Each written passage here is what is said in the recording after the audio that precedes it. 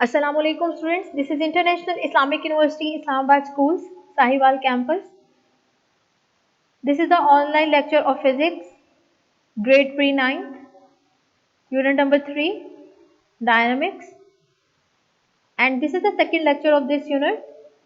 First of all, students, open your books and on your book, open page number 59 and make sure you have to listen to my lesson attentively.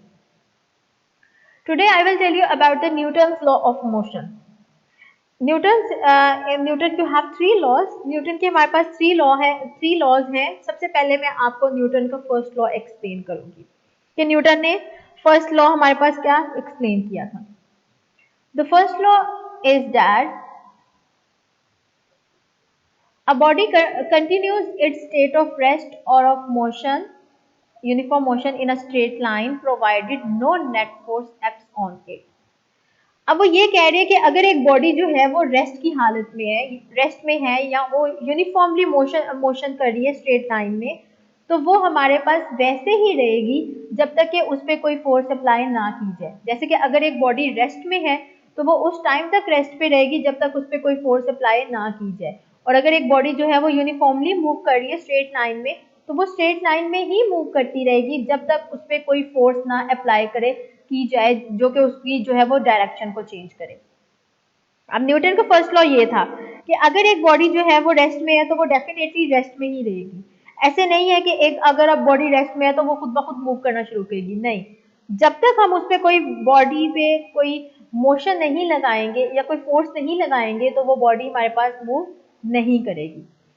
अब net force हमारे पास क्या होता है? Net force हमारे पास resultant force होती है acting on a body. जो एक बॉडी पे रिजल्टेंट फोर्स मतलब जो टोटल फोर्स होती है जो एक बॉडी पे एक्ट कर रही होती है उसको हम नेट फोर्स कहते हैं। अब मैं आपको एक एग्जांपल देती हूँ। एग्जांपल है a book lying on a table remains at rest as long as no net force act on it.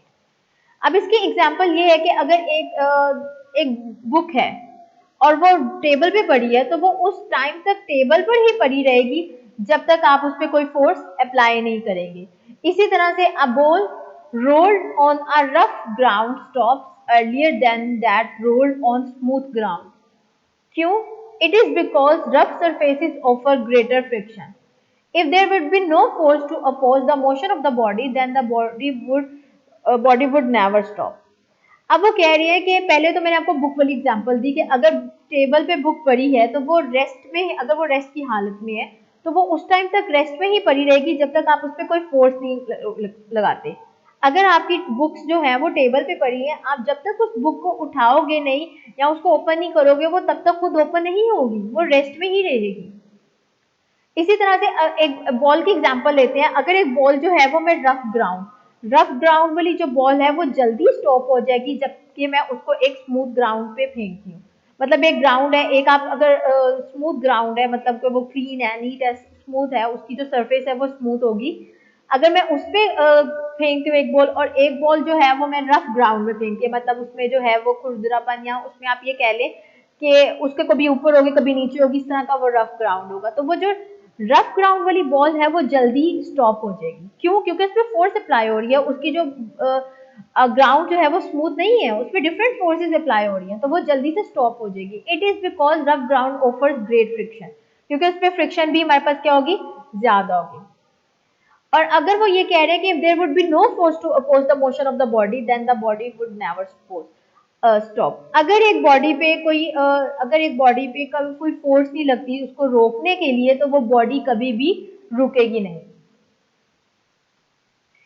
हम बॉडी पे जो बॉडीज क्यों रुकती है? क्योंकि हम उस पर कोई फोर्स लगा देते हैं जिसकी वजह से वो बॉडी रुक जाती है, और उसके रुकने फोर्स की वजह से जो है वो बॉडी स्टॉप होती है। इस तरह से नहीं है कि एक बॉडी चल रही है तो वो चलते चलते हुई रुक जाएगी, ऐसा कुछ भी नहीं है। अब ये न्यूटन का फर्स्ट लॉ लेते हैं कि देखें अगर ये बॉल है, an object at rest will remain at rest. ये बॉल है, ये रेस्ट में ही रहेगी जब तक ये आप इस पे कोई फोर्स नहीं लगाते। ऐसा तो नहीं होता कि बॉल खुद ब खुद मूव करना शुरू कर देती है, नहीं, ऐसा कुछ भी नहीं होता। बॉल जो है वो रेस्ट में ही रहती है। अब यहाँ पे क्या हुआ है, यहाँ पे ये देखें। अब एक आपने जो है वो बॉल को पुश किया, आपने उस पर फोर्स लगाई है। जब आपने पुश किया है तो उस बॉल पे आपने फोर्स लगाई है।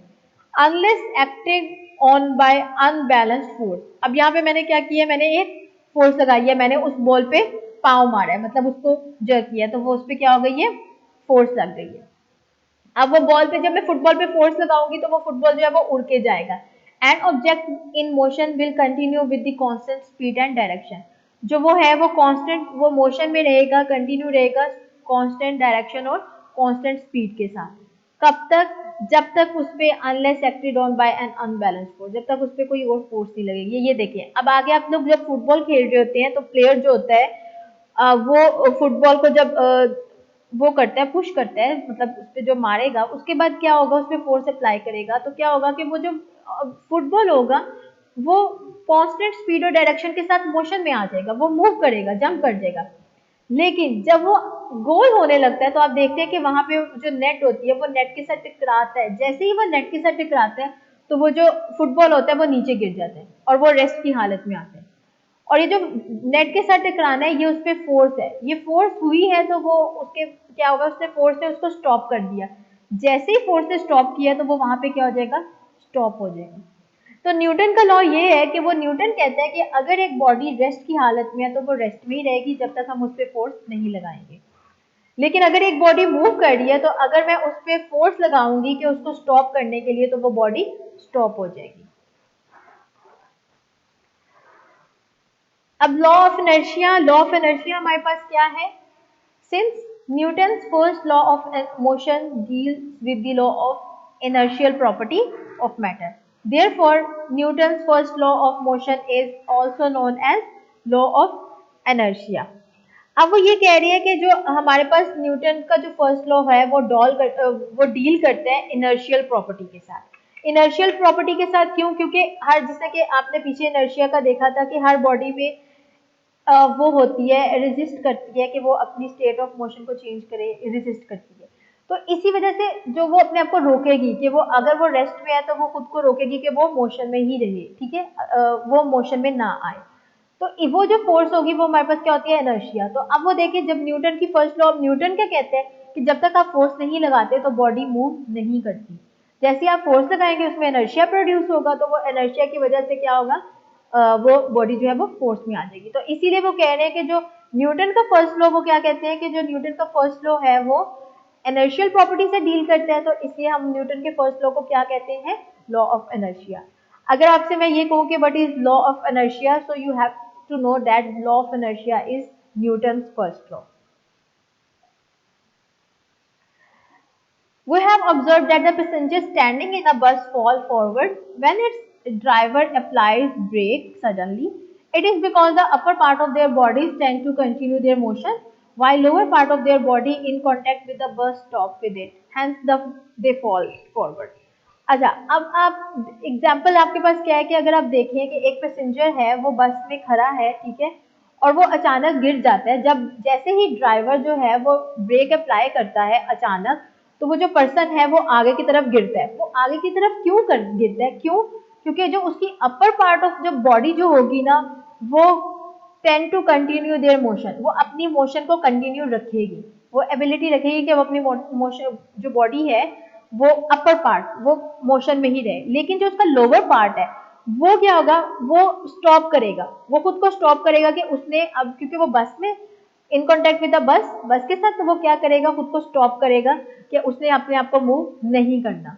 इसमें इनर्शिया प्रोड्यूस हो गया, लेकिन उसमें इनर्शिया जो प्रोड्यूस होगा अब उसने जो है वो अपनी डायरेक्शन चेंज करनी है, मोशन करे आएगी, तो उसकी वजह से वो क्या होगा कि वो आगे की तरफ गिर जाएगा। उसके अपर पार्ट में जो एबिलिटी है वो ये है कि वो कंटिन्यू करेगा मोशन को, लेकिन जो लोअर पार्ट है वो क्या कहेगा कि वो बस के साथ स्टॉप होगा। तो इसकी वजह से वो बंदा जो है वो आगे की तरफ गिरेगा क्योंकि उसकी अपर पार्ट में मोशन है। Now students, Newton second law. अब न्यूटन का सेकेंड लॉ क्या है? When a net force acts on a body, it produces acceleration in a body in the direction of the net force. The magnitude of this acceleration is directly proportional to the net force acting on a body and inversely proportional to the mass. अब वो Newton का second law क्या है? Newton second law ये है कि अगर एक बॉडी है उसमें नेट फोर्स जो है वो एक्ट कर रही है, मतलब रिजल्टेंट फोर्स उसमें एक्ट कर रही है, तो वो क्या होगा, वो एक्सेलरेशन प्रोड्यूस करेगा। एक्सेलरेशन प्रोड्यूस होगा किसकी डायरेक्शन की तरफ? नेट फोर्स की तरफ। अब जो एक्सेलरेशन प्रोड्यूस हुआ है इसको हम क्या कहते हैं, Newton second law. Newton second law ये कहते हैं कि जो बॉडी में जो फोर्स एक्ट कर रही है वो एक्सेलरेशन प्रोड्यूस करेगी। अब वो ये कह रही है कि मैग्नीट्यूड, जो एक्सेलरेशन का मैग्नीट्यूड होगा वो हमारे पास डायरेक्टली प्रोपोर्शनल होगा कि फोर्स के साथ। अगर फोर्स ज्यादा होगी तो हम डेफिनेटली एक्सेलरेशन भी ज्यादा होगा। डायरेक्टली प्रोपोर्शनल का मतलब होता है कि अगर एक चीज इंक्रीज हो रही है तो दूसरी चीज भी इंक्रीज होगी, अगर एक चीज डिक्रीज हो रही है तो डेफिनेटली दूसरी चीज भी हमारे पास क्या होगी, डिक्रीज होगी। इसी तरह से इनवर्सली प्रोपोर्शनल हमारे पास क्या है कि अगर एक चीज इंक्रीज हो रही है तो दूसरी डिक्रीज होगी, उसके ऑपोजिट होगी। अगर एक चीज इंक्रीज हो रही है तो दूसरी डिक्रीज होगी। अब वो ये कह रहे हैं कि जो मैग्नीट्यूड होगा एक्सेलरेशन का वो डायरेक्टली प्रोपोर्शनल होगा फोर्स के, नेट फोर्स के। मतलब कि अगर एक्सेलरेशन इंक्रीज होगी, अगर फोर्स इंक्रीज होगी नेट फोर्स, तो हमारे पास एक्सेलरेशन भी इंक्रीज होगा, लेकिन वो इनवर्सली प्रोपोर्शनल होगा मास के। अगर मास कम होगा तो एक्सेलरेशन ज्यादा होगा, अगर एक्सेलरेशन ज्यादा है तो मास कम होगा, इस तरह से।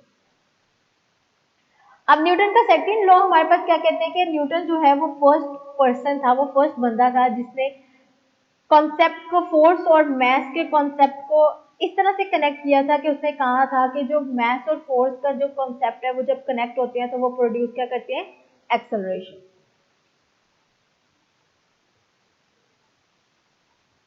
अब अगर आप देखें यहाँ पे आपके पास जो एग्जांपल है कि आप एलिफेंट है, आप एलिफेंट को चाहें और आप उस पर फोर्स अप्लाई कर रहे हैं, आप उस पर फोर्स अप्लाई करेंगे तो वो मूव नहीं करेगा। क्यों? क्योंकि उसका मास जो है वो ज्यादा है। अगर उसका मास ज्यादा है तो उसकी फोर्स क्या होगी, क्या होगी, फोर्स के डायरेक्टली प्रोपोर्शनल है तो अब उस पर फोर्स भी ज्यादा लगेगी, लेकिन उसका एक्सेलरेशन क्या होगा, कम होगा, उसके इनवर्सली प्रोपोर्शनल होगा। उसका मास ज्यादा है तो उसमें हमारे पास जो है एक्सेलरेशन जो है वो कम होगा, और एक्सेलरेशन कम तो उसकी फोर्स भी कम होगी।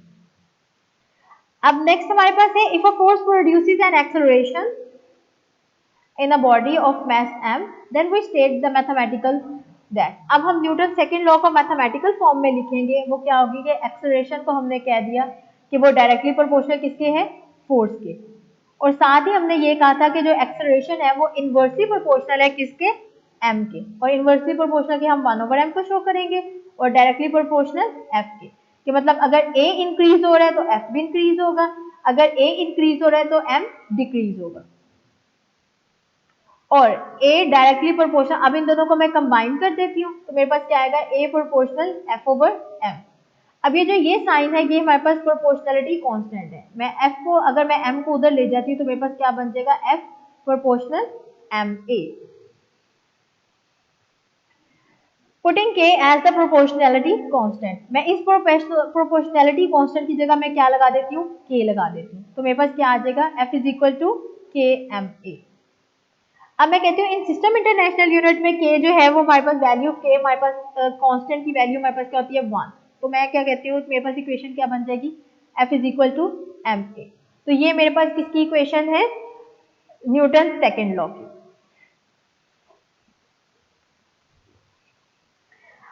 अब वो आपको कह रहे हैं कि न्यूटन, न्यूटन आपके पास क्या है, न्यूटन आपके पास सिस्टम इंटरनेशनल यूनिट है फोर्स का, जिसको आप कैपिटल एन से भी शो करते हैं। According to Newton second law of motion, 1 Newton n is the force that produces an acceleration of 1 meter per second square in a body of mass of 1 kilogram। अब वो कह रहे हैं कि 1 न्यूटन किसके इक्वल है, 1 Newton according to Newton second law के 1 Newton हमारे पास इक्वल होगा कि वो जो फोर्स प्रोड्यूस हो रही है, एक जो फोर्स है वो प्रोड्यूस कर रही है, एक्सेलरेशन प्रोड्यूस हो रही है, that produces an acceleration 1 metre per square, 1 metre per second square जो है वो एक्सेलरेशन प्रोड्यूस कर रही है, किस में, जिसमें बॉडी का जो मास है वो भी क्या होगा, 1 kg। 1 kg mass of the body के अंदर एक्सेलरेशन प्रोड्यूस हो 1 मीटर पर सेकेंड स्क्वायर, तो वो हमारे पास किसके इक्वल आ जाएगा, 1 न्यूटन के। Thus, a force of 1 Newton can be expressed as 1 Newton equal 1 kg multiply 1 metre per second square. जैसे कि आपने पीछे किया था, फोर्स किसके इक्वल होता है, F is equal to M A. F हमारे पास किसके इक्वल आ गया, 1 न्यूटन, और M किसके इक्वल आ गया, 1 kg, और हमारे पास आगे एक्सेलरेशन किसके इक्वल होता है, 1 मीटर पर सेकेंड स्क्वायर, तो वो हमारे पास मल्टीप्लाई हो जाएंगे, तो 1 न्यूटन किसके इक्वल आ जाएगा, 1 kilogram metre per second square. तो ये आपके पास न्यूटन का फॉर्मूला आ जाएगा। Now students, you have a assignment, learn definitions Newton first law, definition plus examples. Newton second law, definition plus mathematical form plus system international unit of force. अच्छा students, इसमें Newton जो है, ये जो Newton law है, ये आपने इनको अच्छे तरीके से लर्न कर लेना है एज अ लॉन्ग क्वेश्चन। और इसमें से ये बहुत इंपॉर्टेंट टॉपिक्स हैं, आप इनको अच्छे तरीके से लर्न करें, इनकी डेफिनेशन, इनकी एग्जांपल्स, इनकी mathematical form, all this stuff. Okay students, this is the end of our lesson. अल्लाह हाफिज।